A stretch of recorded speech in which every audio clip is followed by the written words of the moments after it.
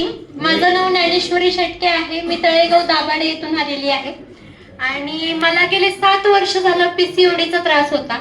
म्हणजे माझं ब्लिडिंग चालू झालं की विदाऊट मेडिसिन ते थांबायचंच नाही. 2 लाखापेक्षा जास्त खर्च मी स्वतःवरती केलेला होता, पण मला कुठेच फरक आला नाही. 1 वर्ष झालं मला छाया गदादे मॅडम ह्याविषयी सांगत होते तू घे, पण एक म्हणतो ना विश्वासाची कमी होती.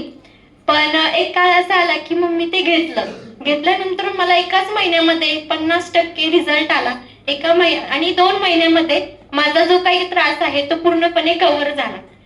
जिथे मी एवढ्या मेडिसिन्स खाल्ल्या होत्या तिथे फक्त अमृत ज्यूस नाही, फक्त 2 महिन्यामध्ये माझा जो काही हा त्रास आहे तो पूर्णपणे बरा केला.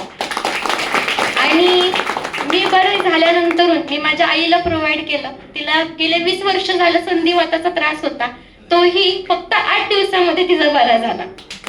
आणि माझ्या वडिलांना मूळव्याधाचा त्रास होता, त्यांचाही पूर्णपणे बरा झालेला आहे. आणि माझे कस्टमर्सचं सांगायला गेलं तर माझ्या एक कस्टमर होते, फक्त 22 वर्षाची मुलगी आहे. पूर्णपणे दोन्ही छात्या तिच्या जळून गेलेल्या होत्या, वाफ लागली होती, पूर्णपणे आकसलेल्या होत्या, कलर खूप डार्क झाला होता, लग्न ठरलं होतं. 6 वर्ष झालं ती मुलगी ट्रीटमेंट घेत होती. म्हणजे 13 वर्षाची असल्यापासून तिला हे डाग होते.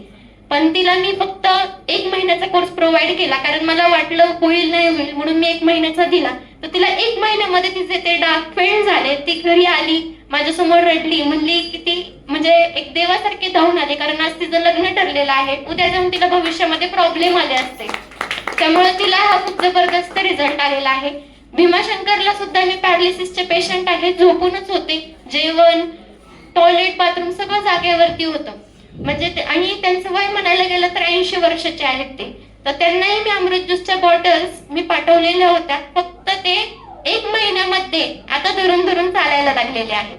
त्यांचं ते चालतायत आता, सगळं पूर्णपणे स्वतःच्या हाताने जेवायला सुद्धा लागलेले आहेत. म्हणजे असे जबरदस्त रिझल्ट मला या रियांश कंपनीमधून मिळालेले आहेत. त्यामुळे मी या कंपनीचे सीएमडी सर मधुकरजी जाधव यांचे खूप आभार मानते आणि माझे मनोगत इथेच थांबवते.